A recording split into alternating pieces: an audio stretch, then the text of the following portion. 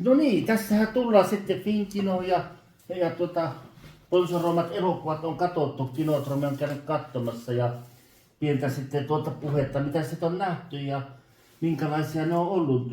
Nyt on 2024 sponsoroimia alkuvuoden elokuvia, mitä on lähdetty katsomaan. Ja tästä lippuista päätellen sitten voidaan vähän mennä eteenpäin ja käydä läpi näitä elokuvia, mitä sitä on. Ja lipustahan me nähdään, että meidän 20, vuoden 2024 ensimmäinen elokuva Ohjus. Ohjus käytiin kattoo 10.2. Noin sali kolmosessa. Ja niin, mitä Esa nyt on tuosta Ohjuksesta? Tämä on suomalainen elokuva ja tosi dokumentaarinen, tosi kertomus tavallaan. Että mitä nää itse olit tästä elokuvasta silloin, kun käytiin katsomassa? No mä kyllä tykkäsin siitä, että siinä tuli hyvästi tuo 1980-luku esille ja ihan tuli lapsuusmuistot mieleen. Joo, se oli kyllä todella hyvä se 80-luvun tuoti. Tosi se oli paljon tuolla itse jäällä ja talvisissa maisemissa, mutta kyllä siinä saatiin 80-lukua tosiaan tulemaan ja se tunnelma oli, kun olisi 80-luvulla. Itsekin muistan siis todella hyvin tämän tapauksen. Sehän kertoo tosi tapahtuessa, missä sen ajan Neuvostoliitosta harhautui tämmöinen ohjus tänne Suomen puolelle ja tipahti tänne ja mitä kaikkia siihen liittyy joulupukista lähtien. No joo, mitä se Esa antoi silloin pisteitä itselle? Tuli 3 pistettä, ehkä voisi enempikin antaa, mutta mulla on siinä ohjuksessa enempi sitten pikkusen sanotaan niin, ei nyt häirinnyt, vai niin oli se, että se oli rakennettu semmoinen kolmiodraama sen alku. Joo, niin oli joo. Joo, että se niin sillä puotti, että olisi halunnut itse sitä niin ohjusjuttua tai sitä systeemiä ja itse paljon nähdä sitten muuta niin siinä, niin kuin, että se ei olisi tarvinnut tämmöistä kolmiodraamaa ollenkaan siellä alkuun. Ehkä kolmiodraamassa voi olla suppiampana, mutta se niin puotti kyllä pisteitä aika sillä mutta erittäin hyvä suomalainen elokuva kysymyksessä. Ja arvas mitä? Me kuule painettiin sitten katsoa todella hyvää, niin itselle ainakin tykkäsin tästä luottomieselokuvaa, eli luottomieselokuva All In. Ja hitsi, siinä oli hyvä kyllä, että todella niin erilainen, silti erilainen ja samanlainen kuin ajatellaan mitä TV:stä tulee tätä luottomiesjuttua. Mitä Esa sanoo, minkälainen fiilikset sulla luottomiessa oli silloin? No luottomies oli tämmöistä kotimaista luotettavaa laatua, että ei se niin hirveän kummonen ollut, mutta aika hauska kuitenkin. Se oli vähän niin kuin pidennetty sketsi telkkarista. No joo, se oli pidennetty sellainen, mutta itse löysin paljon semmoista ulottuvuutta kuin TV-sarjaan verrattuna. Ja ehdottomasti luottamieselokuva on elokuva, joka täytyy teatterissa nähdä. Että siinä oli hyvin paljon ainakin itse semmoista uutta aina, kun se voi. Se on elokuvan katsoa useamman kerran, löytää paljon uutta. Ja miten sitten Esa Tähtiä tänne tähdittikin, mutta itse on tänne merkinnyt luottomiehelle 3,5 tähtiä, mutta kyllä tuo 4 tähden kuva aika hyvin luottomieskin on, että musta se oli loistava. Mitä Esa muistatko? No, se oli siinä 3 ja 4 minulla. Niin oli, ja näistä Esahan kirjoittaa näistä sitten noihin somepuolelle ne tekstiosat, ja mulla on tuossa videosensuurissa joka sunnuntai kello 5-2 tuntia nyt ollut useamman vuoden, niin mitäs sitten, niin aina Finkinon arvostelulla alkaa tämä lähetys. Joo, Kinotromen kotisivuilla on se on kirjoitettu arvostelu aina. Niin, plus somesta yleensä. Mä patskaan niin monen pakkaa someeseenkin. No sitten me mentiin katsomaan jo aika tiukalla tahilla mentiin katsomaan tämmönen kuin Omen. Eli tässähän meillä näkyy tämä Omenin vanha Tom Boxi Blu-ray, se vanhempi 3 ensimmäistä trilogiaosaa. No Blu-rayna tuossa loistavaa 5 tähden tavaraa. Ykkönen varsinkin tämä 5 tähden. Ja sitten oli nyt, että minkälainen voi olla, kun tässä Omenissa tehtiin pari muutakin osaa, jotka oli todella huonoja. Täytyy oikeasti sanoa, että miten Omen, tämä uusin sitten Fryst Omen, kun mentiin 11.4. katsomaan, että isot täytyy olla saappaat tälle elokuvalle ja mitä Esa sanoo, minkälaiset saappaat tälle sun mielestä löytyy? No sehän oli esiosa, että se asetti pieniä vaatimuksia elokuvalle, mutta kyllä se hyvin Omenin saappaat täytti. Joo, siis en olisi ikinä uskonut tästä elokuvasta, että se olisi niin hyvä on, että 4 tähtiä tuli Omenille. Omenin musiikki, se kuuluu siellä teatterissa aivan eri tavalla.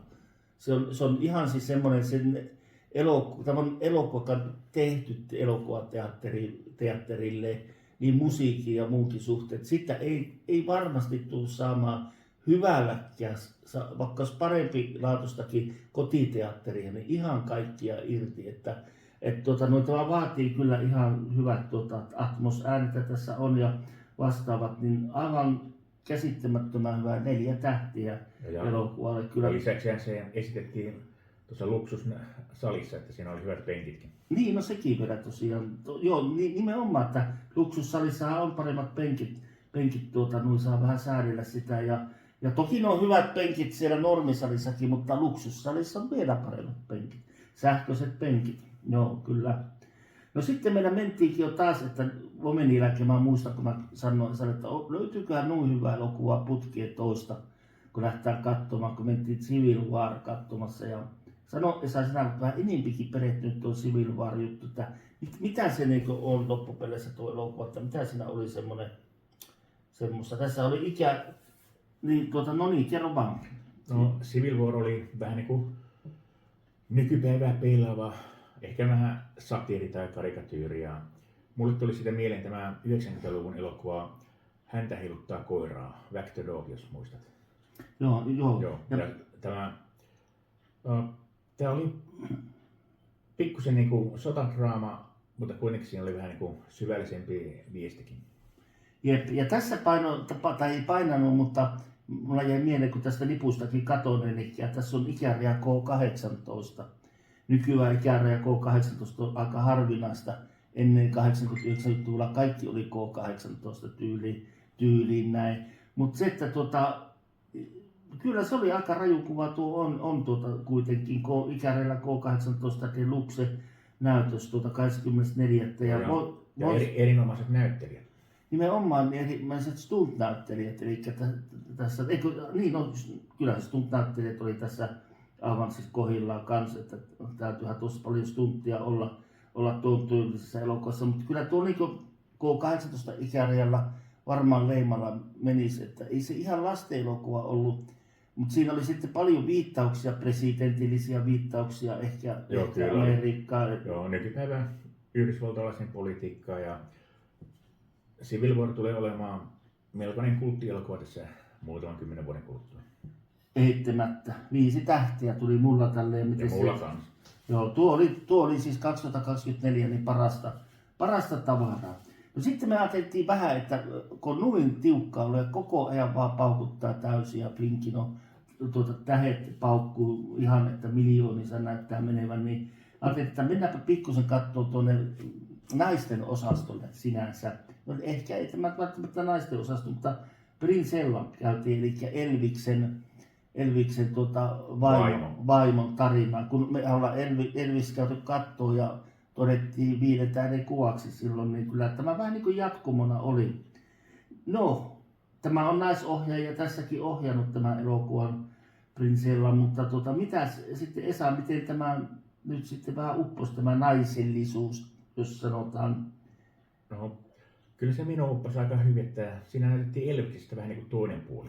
Yleensä Elviksestä kertovissa elokuvissa niin kuin silotellaan ja kehutaan ja tämmöistä, mutta tässä annettiin vähän kriittisempi puoli, että Elvis oli vähän tämmöinen vaimoaan pikkusen alistava mies.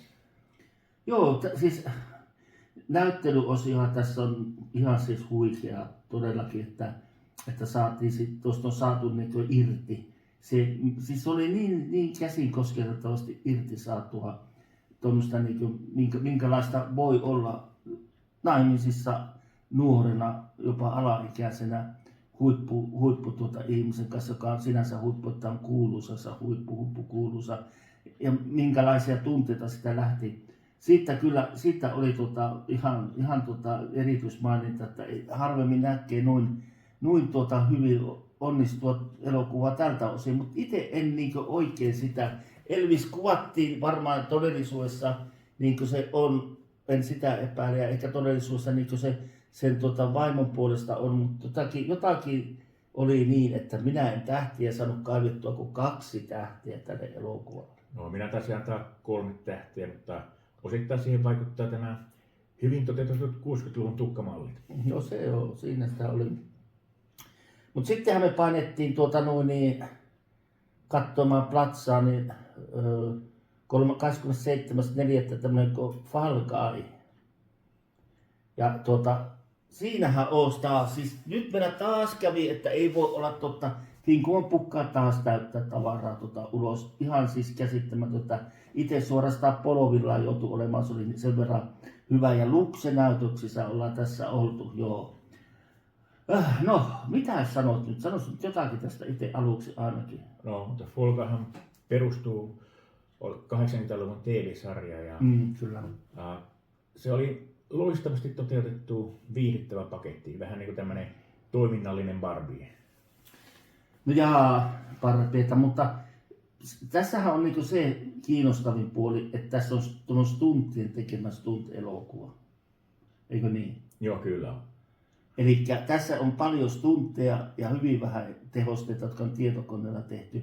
Minun käsittääkseni tässä ei ole yhtään tietokonetehostetta. En lähde päätäni pantiksi laittamaan, mutta käsitys täytyisi olla näin, mitä mä oon tästä lukenut. Ja sitten nämä on todella tehty oikeasti, joka on se oikean elokuvan tai oikeasti tehty elokuvan, niin toimintaelokuvan jutska on just se oikeasti tehty stuntti, niin Bondeissa kuin jossakin muissakin.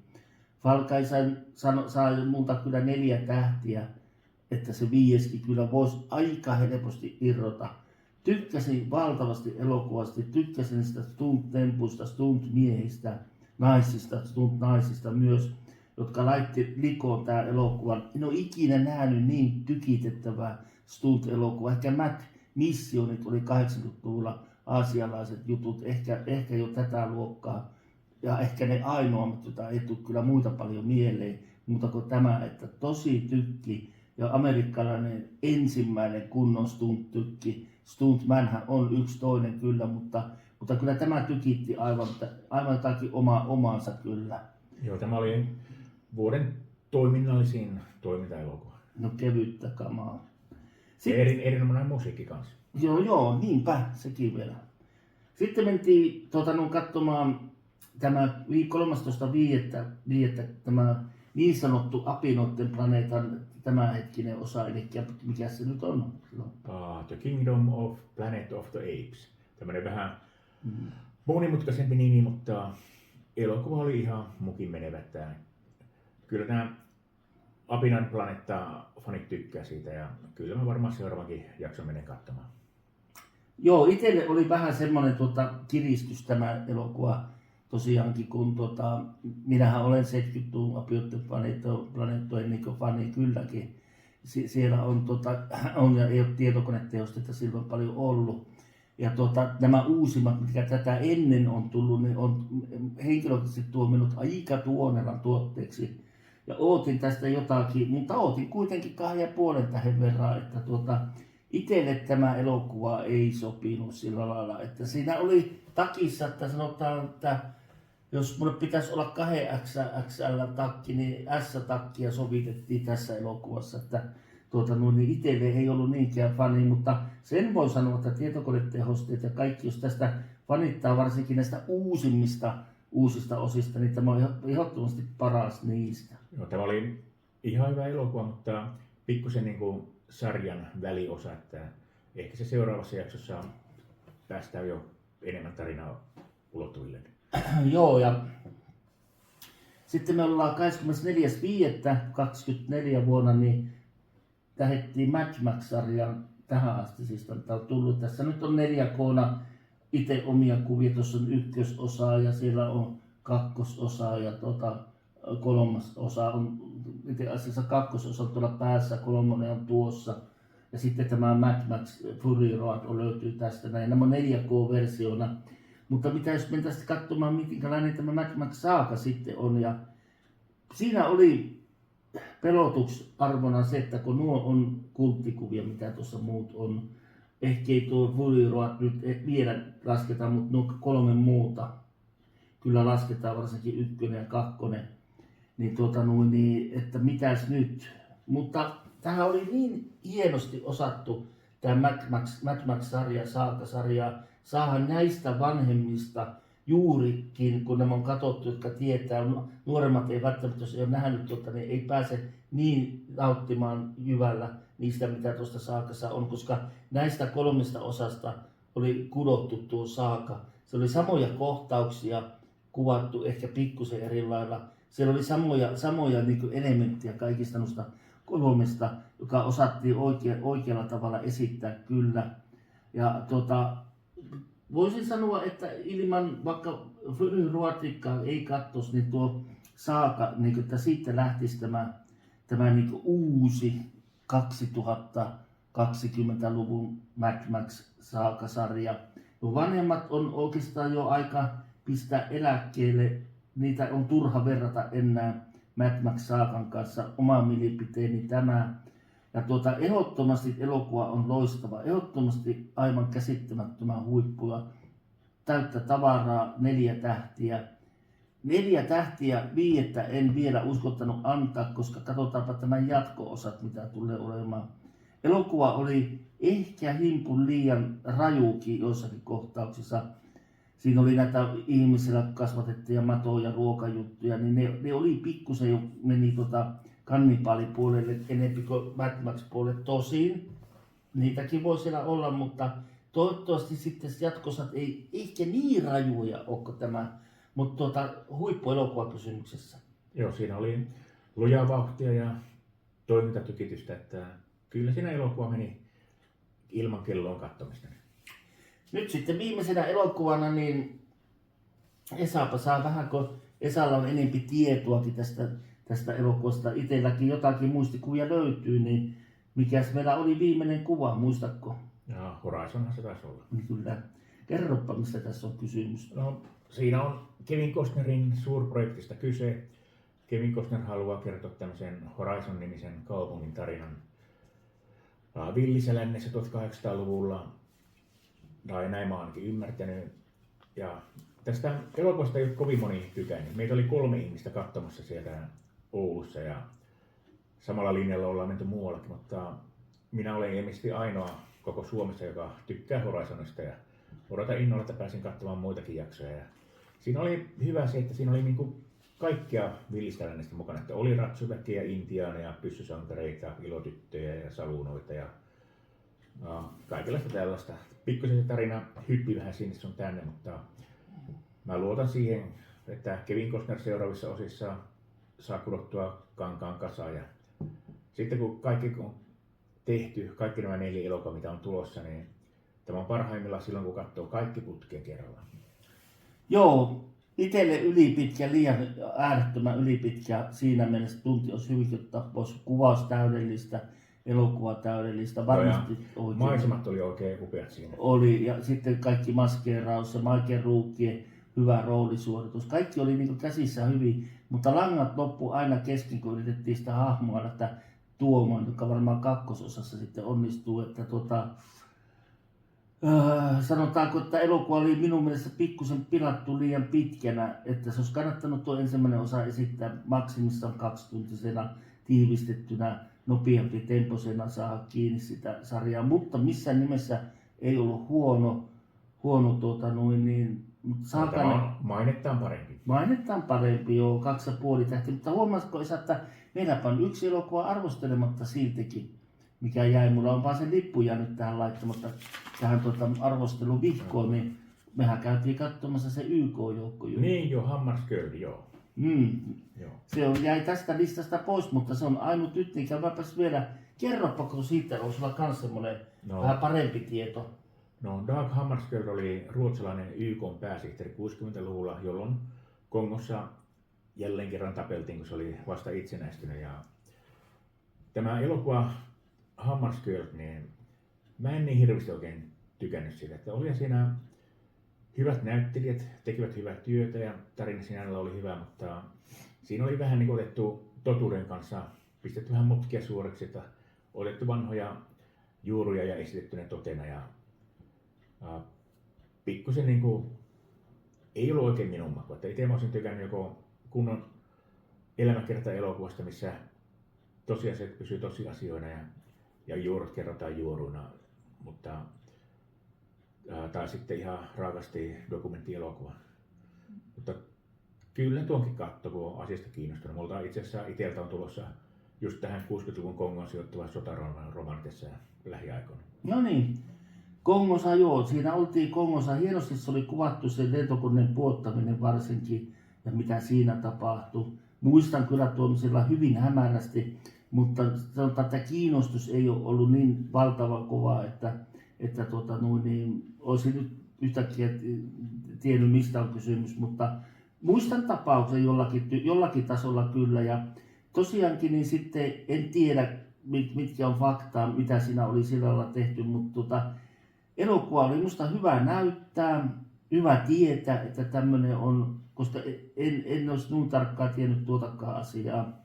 Että se otettiin kuitenkin esille YK pääsihteerihän siinä tiputettiin, tai salamurha. No, väittämän mukaan tiputettiin. Niin, väittämän mukaan.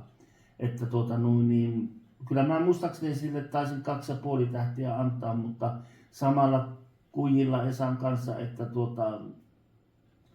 faktan tarkistus on voinut olla siinä sitten ehkä tiukempi, mutta missään nimessä kysymyksessä ei ole huono elokuva. No ei se huono ole, se on hyvin tehty, hyvin näytelty, tarinakin on mukin menevä, mutta siitä olisi kannattanut tehdä puhtaasti fiktiivinen elokuva eikä ruveta sekoittamaan tosiasioita fiktioon. Jep. No niin, meillä tässä tämmönen avaus, katsotaanpa sitten, jos me päästään taas näitä kuvaamaan ja tekemään sitten näitä hommia tässä ja siinä vielä lopuksi nuuta, mitä mun sitten meillä tuossa rekvisiittana, että ei mitään muuta kuin terveisiä Finkinolle ja käykää katsomassa suomalainen elokuvateatteri ja loistavat elokuvat, loistava palvelu, se karkkipalvelu. Ai, se on hyvä. Joo.